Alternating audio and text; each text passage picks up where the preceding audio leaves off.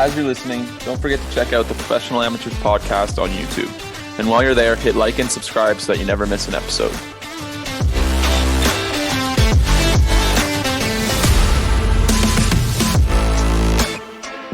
Hello everyone, welcome to episode 29 of Professional Amateurs. It's been a couple of weeks since we had the Locked On Boys on. We're back. Season's ramping up. We're well into October now, which means hockey season and pretty much sports season in general is upon us.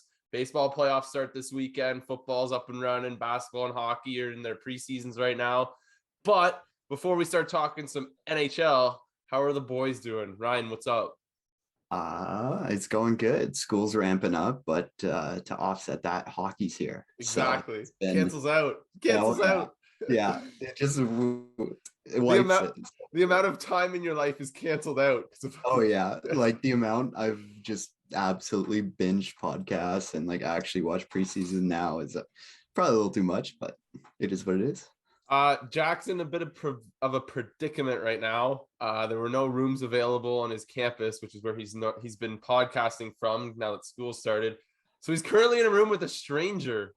He's trying to keep his voice level as low as possible. So we're gonna throw it over to him as much as possible. Jack, what's up?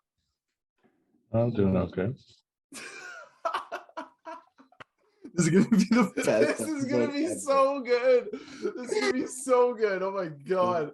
We're clipping everything from this. This is already so funny. We haven't started yet. Look at how uncomfortable he is. Okay. I'm sorry. This is so funny. Okay. Okay. Major news. Bit of a blockbuster signing going down. Was that yesterday, Barzal? 8 years, $9.15 million per season. Bit of a shocker, but for anyone who listens to the 32 Thoughts podcast, they recently did a bunch of interviews with European players and North American stars, and they had Barzal on, and anyone who listened to that interview probably wouldn't have been surprised by this signing because he spoke very highly of that New York City lifestyle. And he's going to get to live it he's going to get to continue living that lifestyle for the next 9 years. 8 years, 9.15. I'm not sure if I just said that or not. But yeah, it was a surprising one, especially given Barzal's recent seasons. Hasn't really, after his 85-point rookie season where he won the Calder, he hasn't really gotten anywhere close to that point, but all of the tools are there for him to be one of the best players in the NHL. Like he's pretty, I think it's a very common opinion among hockey fans and media that Barzal is one of the most talented players in the league. He's just not surrounded by players on his level, and hence is why he hasn't really broken out since his Calder winning season. But he gets the big ticket anyway. Jack, what are your thoughts? To Ryan, what are your thoughts? Well, I think it's a great contract for both sides, to be honest. Like Barzal gets his big payday, and the Islanders lock up one of the most skillful forwards in the game, in my opinion. But I think it is a little bit of a. I do think it's a little bit of a deal for the team. I could have seen him getting close to 11 if he were to kind of walk his way to UFA or force his way out, like we've seen other players 11. do. Yeah, I really do. I think he would have gotten that somewhere or close to it. So I don't know. You must really, really like the guys in there and like where they're going. I disagree, but we'll see. Yeah, I mean, I think a lot of it just has to do with like a guy getting comfortable in a specific spot. Depending on what his motivations are, why would you want to leave New York City, right?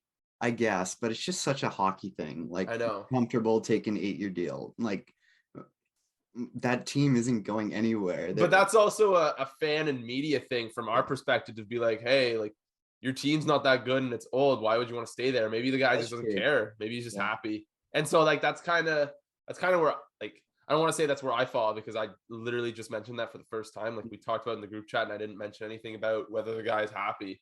But the Islanders, like, it seems like a lot of people are really down on the Islanders going this year, and rightfully so. I've kind of had a change of heart. Like I have them outside of playoffs, but I don't think it's as significant as you guys did. Like I think Jack had them last in the division, didn't you? Doesn't know. Okay, that was a shoulder shrug for those listening. Yeah, we're just Jack's I gonna can use pull his it up, body. hold on. Jack's gonna use his body language. We're gonna do our best, but it's not a very comfortable spot for him. He's sitting in a room with some guy. I did have them last. Okay, so yeah, he had them last in the Metropolitan. I don't think it's gonna be that bad, but I think it'll be. I think they'll miss playoffs, but I don't think it's gonna be as significant. And Isn't that worst case scenario for them though? Like finish in an irrelevant spot, don't get another high yeah, pick. like if they bottom out and get a top 5 pick in this massive draft, like that's not a bad Yeah. thing for them. No, that would be best case scenario for them in my opinion. But Especially now that you've got Barzal locked in. Like you've got your core locked in, maybe one tank year, like isn't the worst thing in the world. yeah, like I was saying when we were kind of discussing this yesterday, is they have a good core to build around. It's just, can they trim the fat and get to that retool? Like it just doesn't look very positive right now with how many guys they've got signed for so long to bad contracts. Yeah. I was just about to say, you said, can they wait for this retool? It's gonna be a long wait. Like Yeah, their cap sheet is it's not nice. Like they Yeah. don't like these bad contracts aren't for another year or two. Like they're for 4 or 5 years. Like I don't really trust Lou to stop giving them either. no, not at all. like as good as this contract is, like they do just keep doubling down with long contracts. They do. But I mean, this is the one that you Yeah. wanted to get. This So I is mean, this is the one you do it for, but now you've done all the other ones, so Yeah. like you got to figure out how to make it work now. but Jack's saying there's an echo in the room. It's he's having a tough time. But I mean, I don't know.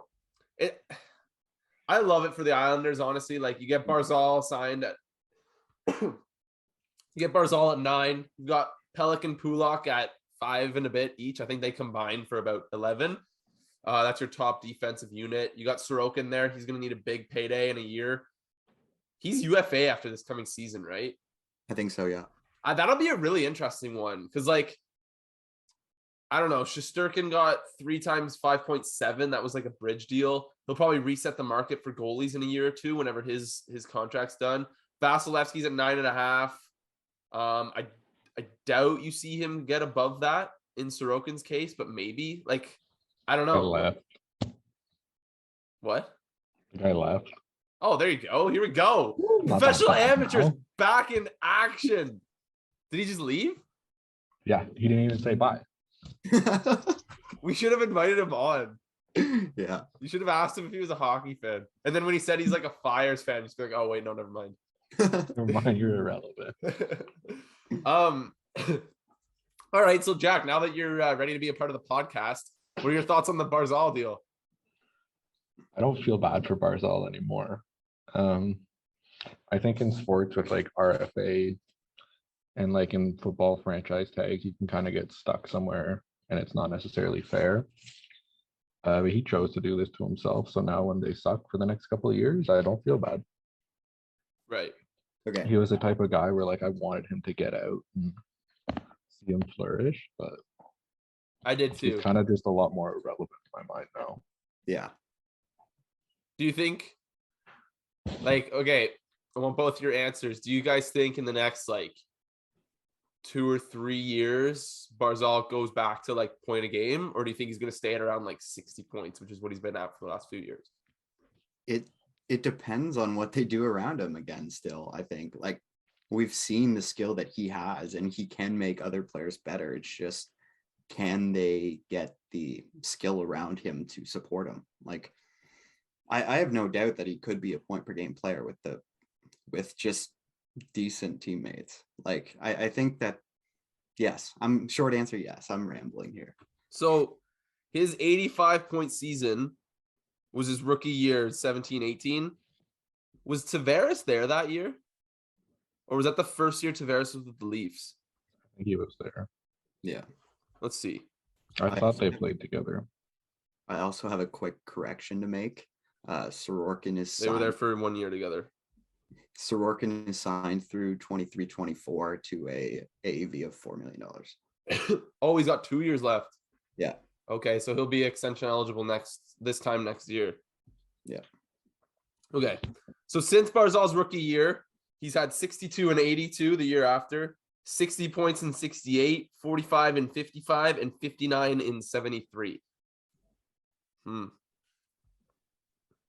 That's not that's not a $9 million player. He's a $9 million talent. I mentioned in the group chat like the Eichel contract, and I mentioned with the Vegas guys, like I think Eichel's a 100-point player with guys around him. Mhm. And I think it's similar to Barzal. Like he's consistently been handicapped by a lack of talent and the system he's been forced to play in. So if it changes, I think he's a point per game player. I don't know if I trust it to change though.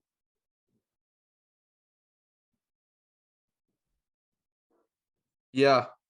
That Sorry, was a really long I'm like pause. having a hard time. Like I'm like coughing, so I was like hoping Ryan would go somewhere. We're in a blender today. Daily Face-Offs headline for the Barzal deal. Barzal's new deal isn't part of the solution, it's part of the problem. So See, I somewhat agree, but I do think he's worth it. Like right now they have him playing with, well, this is cap friendly, which isn't always accurate, but like right now his line mates are Zach Parise and Kyle Palmieri. like come on. Like come on. Those guys are combined like 70 years old. And like even if you had him with the other wingers in the top six, it's Anders Lee and Josh Bailey. Like That's better though. it's better, but I don't know. Still bad. I'll check Daily Face-Off to see if it's better. See what their line projection is. Yeah, I don't know. It seems like the general consensus is just like, oh, another long-term deal for the Islanders. But this was the guy you needed to get long-term. Like I know Jack's thoughts are more on the Barzal side, but looking at it from the Islanders side, like I think this was the way to go.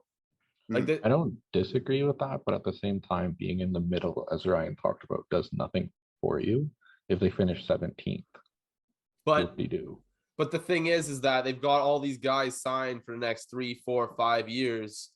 There's no way up without Barzal. Like you got to have him on your team if you're gonna go up. I agree with that, but who says going up is the right call? Yeah, I think objectively, you either need to be a contender or tanking. Those are the two most efficient things to do. Yeah, but do you think this roster without Barzal tanks? Like I still think it's like I don't like it with them. Yeah. I still think this team without Barzal is like not a bottom 5 team. I think without Barzal, if you flip them for assets and maybe flip Sorokin, like that's one of the top 10, top 5 goalies. Your rebuild would be off to a hell of a start, and you'd get a high pick in a deep draft class this year. If you take Barzal off this team, I think they're guaranteed bottom 10. And like I understand that PR wise, you can't just tank. There's issues with that. There's issues with ticket sales. But objectively, if you're building a team, tanking would be the most efficient thing to do right now. But like again, my thing is like, can you really tank?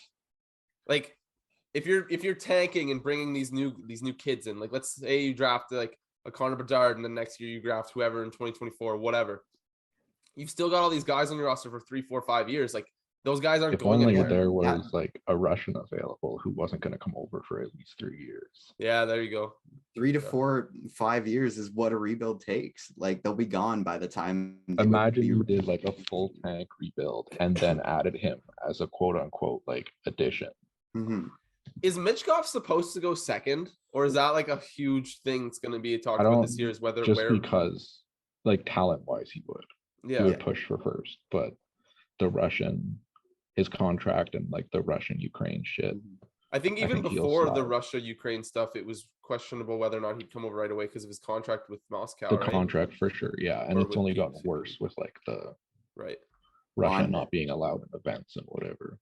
On Daily Face-Off updated yesterday, he is with Palmieri and Parise, so that's just ridiculous. Is that their first line then? No, second. What's the first line? First line is Anders Lee, Brock Nelson, and Anthony Beauvillier. See, Beauvillier's got to be with Barzal. Yeah. Like, Beauvillier's fast as heck. I mean, I'm pretty sure. The first power play unit isn't terrible. It's Anders Lee, Barzal, Palmieri, Dobson, and Nelson. But even Beauvillier is not on the first one. Like, well, what are they doing? Yeah. I really like the Islanders core. It's just everything else is so bad. Well, And Villiers also between- isn't listed on the second, so I'm not. This could be wrong. As we've talked about before too, like they're bringing in a coach who was the second-hand man to their last coach for 20 years. Right. The system's not going to change. Lou's not going to go anywhere unless he retires. Who Like, was they the won't- coach before Trotz? Because I also read that after Barzal signed is that the year he won the Calder and had 85 points, it wasn't Trotz. Trotz came in the year after, and since then Barzal's numbers tanked. Even like, what are they doing with Wallstrom? Like, I thought I don't know, he- man. I thought he was supposed to be a big prospect, but he's stuck Peter on the Bellows third line. was too. When was he drafted? But he's stuck on the third line. He's now 22 years old, only had 24 points in 73 games last year. He was drafted 11th. Yeah, in 2018. Oh my god! Yeah. Who was And the he's other like a one? pure They I'm drafted gonna like go look at two- that draft. I want to see who was drafted above. They drafted Oh, like they drafted two him in and a row. Dobson back to back. Yeah, okay, that was the other one. They drafted Wallstrom ahead of Farabee. Okay, that's not a great first round. Yeah, No, they he didn't really miss out on anyone, but like I don't know, Keandre Miller. projected- He was projected to be a very skilled player, and now I just haven't Like- heard anything about him. And he's 22 and putting An up. elite like NHL release. He was supposed to be like one of Yeah. the top shots of the draft. Would be perfect to put with a playmaker like Barzal Mhm. and just let him tee him up in the slot. Like, why is he not in the top six? Why is Josh Bailey in the top six? Why is Zach Parise in the top six and he's not? I don't know. Barzal's gonna roll out opening night with like Matt Martin on his wing. Like at the And end Ross of the day, Johnson on the other one. at the end of the day, you kind of need to sign him if he wanted to stay. Obviously, he did, but it's just I don't see how this team gets any better in the next 3 years at least. I don't know. I'm all in on Barzal because I drafted him in fantasy. I need a big bounce back from him, but Yeah, that was a steal, by the way. I know I got him in like the 6th round in a keeper league. So I Make was like, sure really- you pick up Matt Martin off waivers because it'll be an assist for every goal he scores. I'm sure. yeah, there you go. So I'll get like 6 assists from Matt Martin. Yeah. Okay, let's move on from Matthew Barzal. Man, we talk about the Islanders a lot.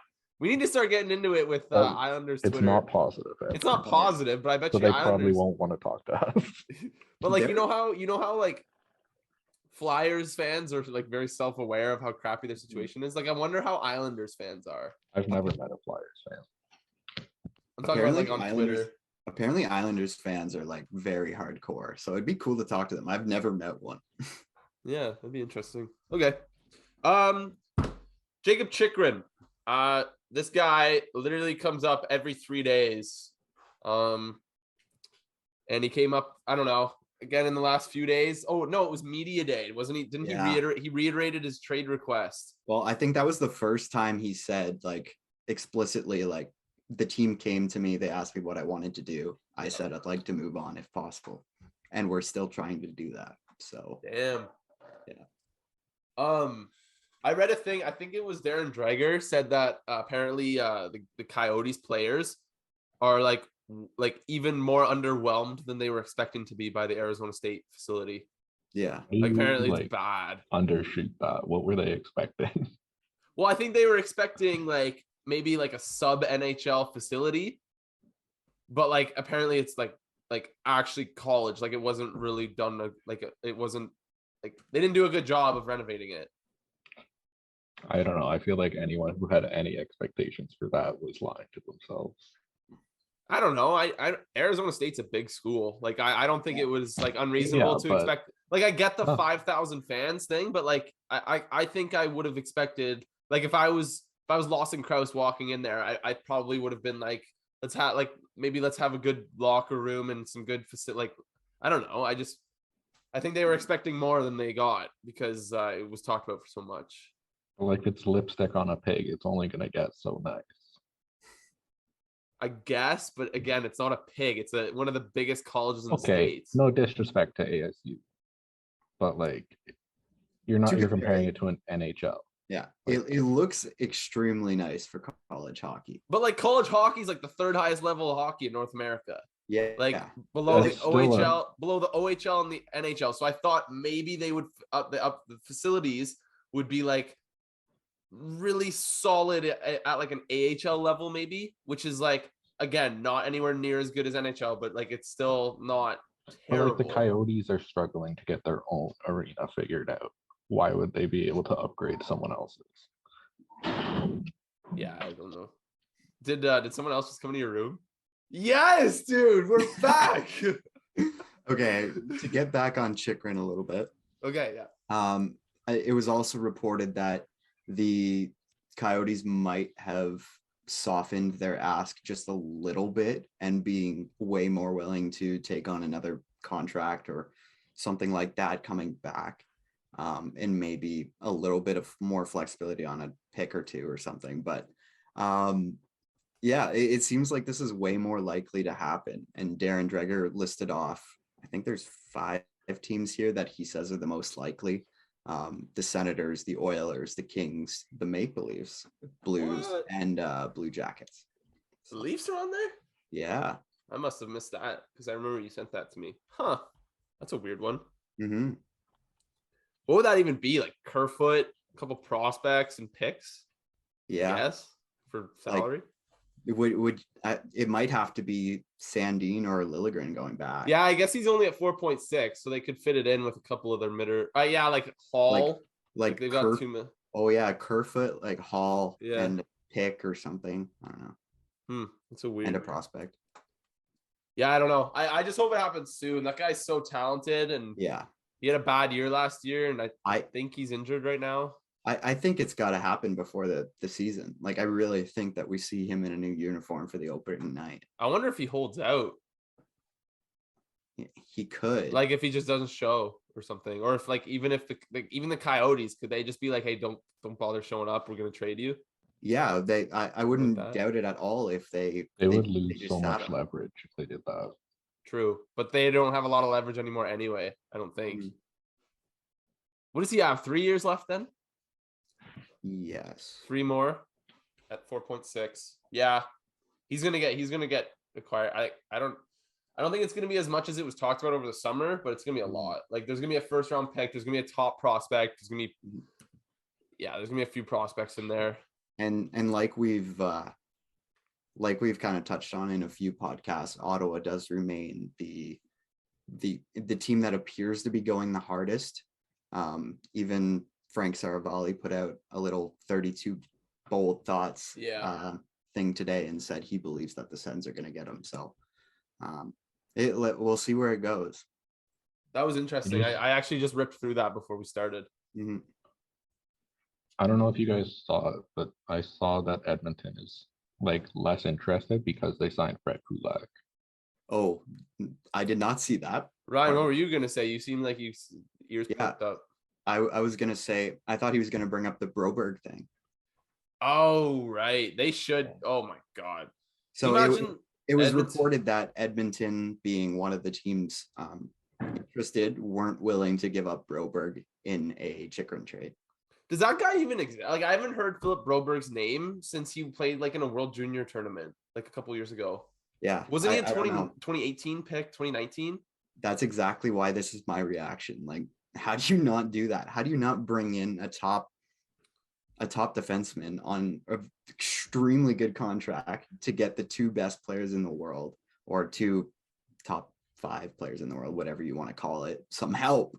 Come on. So he's 21. He's gonna be 21 until next June. So he's 20. Like he's gonna be 21.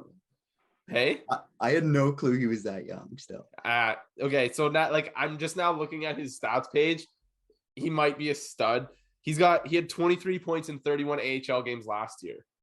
Yeah. He was Really? eighth overall in 2019. They drafted Bouchard and Broberg back-to-back years. Okay. And I remember it was actually funny. Like 3-4 years ago when those drafts were happening. I remember the Oilers, like it was like, all right, we gotta start winning some games. Like McDavid's winning hearts, like let's go. And they drafted a couple defensemen and defensemen are always projects, right? Like if you're not drafting a defenseman first overall, they're not gonna be in the NHL right away. Yeah. And they drafted Bouchard and Broberg, and I was like, we're not going to see these guys until like the early 2020s. And now it's 2022, and Bouchard's going to run their first power play unit, and he's a stud. Like, he's going to be a star, I think. And Broberg's probably going to break into the league this year. He actually played 23 games for the Oilers last year. He had 3 points. I clearly got to pay more attention to Edmonton because I did not have any sort of a pulse on Broberg.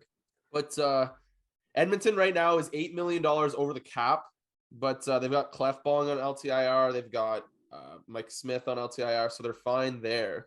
So, but with Chykrin, it means they'd have to go money in, money out. I wonder, like, they've got all their picks, so you'd have to do the 2023 first. That's a given. Yeah. But like, I don't know. Would you do 2 firsts and like is Holloway on the block? Like, would you include him? I would do almost anything. No, Jack? No. Okay. Ryan, what do you think? I don't want to say anything bold here actually, because I was so wrong on Broberg, but like, again, I don't really know too much about Holloway, but at this point, does it matter? Like, you need to help McDavid. This needs to be rectified.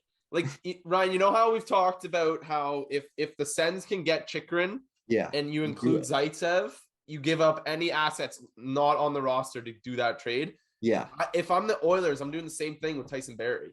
100%. Like, Tyson Barrie has 2 years left at 4.5, exact same as Zaitsev. You're doing Barrie, and I would include any asset. What? Yeah, I think Barrie can block trades. Oh, can he? He doesn't have an NMC or an NTC. Believe it or not, I think Zaitsev can too. But doesn't Zaitsev have a 10 team? I think he has a 10 team, which no one's talking about, which is maybe why it hasn't been done yet. But I don't know.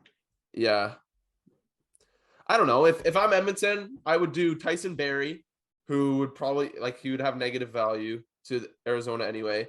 I would do 2 firsts, I think. Just to maybe avoid using those prospects, because you don't really need those firsts if you're going to be contending for cups, and you've got Broberg and Holloway coming through the system. And Evander Kane was found money, so now bolster your back end. That too. Maybe one of Yamamoto or Puljujarvi. I don't know. I would do it. I would do a lot to try to get Chykrin if I was Edmonton. So would I. But that's neither here nor there until something happens. If I was Columbus, I'd be going for it too. Actually, would you though? Because like, yeah, their D is so loaded though. Like, they've got Juracek and Werenski, and who's the other guy they got on the right side? Yeah, well, not having their depth. They've got one other guy long term on the right side. But I think they can be one of the teams that explodes in the next year or two. Like, maybe not this year, but if you have that guy ready to go for when that happens, I don't know. I would love that for them too. Oh my God. The Blue Jackets D depth would be sick. Like, they'd have Werenski. Gavrikov is really good, and he's 26. Bachvist from the Jones trade. Jake Bean, who I think could potentially hopefully break out. Like, I've been so high on him for such a long time, and he's all of a sudden 23. Chell legend Jake Bean. And you just drafted David Jiricek. And if you bring in Chykrin, you've got all those guys up front coming up, and then now Goudreau and Laine and all those boys. But they did just sign Eric Goodbranson to a I know, dude. That's so brutal. Imagine they've so sent angry him to Arizona. My God. Right after friggin' signing him. Dude, I swear to God, I could be an NHL GM. Like, I swear to God. I think I just don't have the qualifications, but I swear to God I could do it. you have to think that they signed Goodbranson before they had a shot at Goudreau, right? Before they had a shot at Goudreau? Didn't they sign Goodbranson after? No, they signed him first. Really? Yeah. Oh. Yeah, because then they had to turn around and trade Bjorkstrand for nothing. Yeah. And all of a sudden it's like, oh, because Bjorkstrand's a good player. So I think they just kind of got stuck with him, and now they're like, oh, okay. Yeah. I don't know. I want this Chykrin trade to happen. I'm so sick of hearing about it. But we have 10 minutes left. There was a contest done at The Athletic by Sean McIndoe. He's one of my favorite writers at The Athletic. He goes by Down Goes Brown. He usually does like super obscure hockey stuff. Like, he'll talk about, I don't know, like most goals by a guy scoring his backhand in the months of January. Like that's the kind of shit he'll go and like do. And like doesn't he do the roster builds by like random Yeah. ass Yeah. like jersey number? Jersey numbers, like date of birth, eras, like all that good stuff. And so every year, starting a couple years ago, he's doing like a contest about just basically season-long predictions, and you earn points if you get it right. But the caveat is that if you get an answer wrong in one of the questions, you get 0 points for that question. So it's a bit of a risk factor for how much up to, and you can answer as many as 5 names or teams. So all 3 of us filled that out. We're gonna run through it. We're gonna see if it's fun to do or not. We've got 8.5 minutes, so we might have to have some speed here, unless you guys want to maybe do it a different day. Do you think we have enough time? Yeah, let's do it a different day because I don't have mine finalized, not gonna lie. Shit. But okay. Let's it's like mostly done, but it's not what I'm gonna submit to the thing. Like I had 20 minutes to do it before I got Okay. Let's post a visual. Yeah. So we don't have to read a list. Okay. Let's do it next week. Let's wait to do it. But just as like to explain it, I think it's the risk factor is it's more valuable to go 2 for 2 in a category than 4 for 5. Yeah. Because as soon as you have one wrong, you lose it all. Right. And it's a really fun thing to do, even though like you don't pay attention to it throughout the year. The article comes out at the end of the year where he tallies up all the scores, and it's like, oh crap, hopefully I get like a shout out or something. I think that if you actually finish first, you get like his book or something. But yeah, the official thing is like first place signed copy of his book, second place do better. Yeah, I think it's like how he explains it. That's funny. The questions are, so you have to name up to 5 teams to make the playoffs, up to 5 teams that won't make the playoffs, 5 coaches that will not be fired or otherwise leave their job before 2023 free agency, 5 GMs that won't be fired. So first one was coaches, next one was GMs. So basically you're guessing who's going to keep their job. Obviously there's restrictions with when they were signed, so you can't like pick Lane Lambert to still be the head coach of the Islanders next year. 5 rookies who will finish top 10 in Calder voting. 5 defensemen who will finish top 10 in Norris. 5 players who will finish top 15 in Hart Trophy voting. Up to 5 players, not including goalies, who will play at least 40 games of the season without receiving a major match misconduct or game misconduct penalty. That's kind of a tricky one. Yeah, see, these are ones, there's a few in here that I just have to take some time to think about. Yeah, okay. So we'll do this next week. And then the last question, not including the bonus, is name up to 5 players who are currently on an NHL roster that'll change teams by the end of the first day of free agency. And the way they change teams has to be via trade or free agency or waivers, but it can't include retiring or anything like that. I think that's just the last normal question. That's the last normal question. One, I think. Did I skip the goalie one? What's the goalie one? Up to 5 goalies who will make 60% of starts for the team. There's also a different bonus one. Yeah, the bonus is slightly different. So last year, the bonus was name any non-McDavid player who will score 100 or more points. This year, it's name any non-Oiler who will score 100 or more points. The rule for the bonus question is that if you get the bonus question right, you get 15 points, which is huge because on all of those other questions, you can earn a maximum of 5 points. But if you get the bonus question wrong, your whole entry is 0. So let's tease. Did either of you guys answer the bonus question or plan to answer the bonus question? Oh, yeah. Yeah, me too, baby. Let's go. Yeah, okay. All or nothing. Okay, so that's our tease. We'll do that next week. We got 5 minutes left. You want to talk? Let's talk about a contest around it. Should do a contest around it. Like between the 3 of us?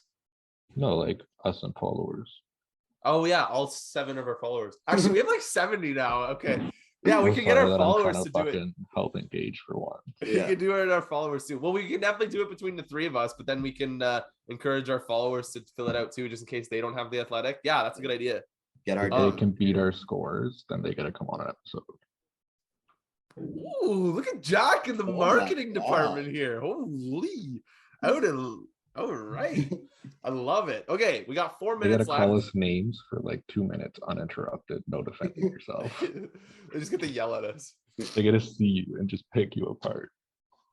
Okay, we got 4 minutes left. Let's talk about Kevin Weeks.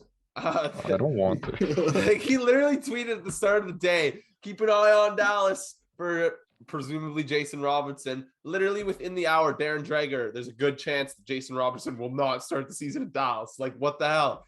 And then Wasn't the earlier last this time we afternoon, did something like that about the goalie carousel and like it was a third string getting traded for like Yeah, a seventh that's round. Wasn't it the Lilligren news? Like he teased that too, or not Lilligren? Sorry, Dan Bean. no, the Habs backup. What's his name? Jake Allen. All Tempelo? Oh, no, they had like a third one there. Lindgren. Lindgren. Not, yeah. Oh, he went to Washington. Oh, okay. Well, there was something there that he teased that was just so insignificant. It was brutal. But Oh, and then yeah, he also tweeted like the skyline of Montreal or some shit. Oh, that's right. Yeah. And then it was like Kirby Doc signing a 3-year deal. It was less than that. Yeah, something it stupid. was something to do with the goalies, but Oh, and then like a couple days later, it was Doc. It was like a coincidence, something stupid. yeah.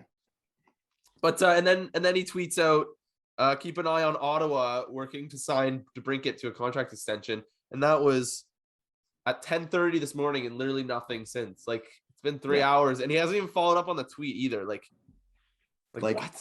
I would have described the situation as working on it, whether he tweeted that or not.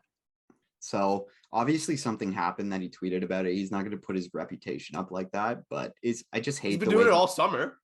Well, He's been doing it all no, summer. he has something. It's just, what is it? He doesn't tell you. It's ridiculous. Like he's the kind of guy who during the offseason would tweet something like, while McKinnon is in need of a new contract, keep an eye on Colorado, and then they sign Evan Rodriguez to a 1x1. Like, Yeah. That's the kind of shit that Kevin Weeks does. Drives me nuts. Anyway, DeBrincat. But anyways, DeBrincat, if he signs, I'll go nuts. It's kind of funny too, because we were just talking about it with LOSP, and they were like, probably a bit early. Yeah. Maybe not. Maybe Mitchell's got the sources and you don't. Oh, okay, buddy. Okay. Slow it down here. Let me sick Based though. off a like on a TikTok comment. Yeah, so that was just my my 1 minute long rant on Kevin Weeks and how he tweets. Bothers me. Do you guys got anything else or what? Kevin Weeks, come defend yourself in your shitty Twitter. Yeah, Hey, Kevin Weeks, come on the pod. If we could get Kevin Weeks on the pod, I'll be pretty excited. That'd be pretty sweet. Jack, Yeah. is there still You'll be someone like- in your? Is there You'll be still like, my favorite way is how you tweet. I love it so much. Jack, is there still someone in your room? Do you want them to say? Can you get them to say play the outro for us? No. Play the outro. It makes me so happy that this happened with someone in this was Jack's room. great. This was good. Okay. Yeah. That'll do it for episode 29. Ryan just said it. So play intro we're playing right now. Catch you for the monumental episode 30 of Professional Amateurs. How do I stop the recording? There's no stop We're recording leaving this option. in. We have to leave this in. Hit the outro.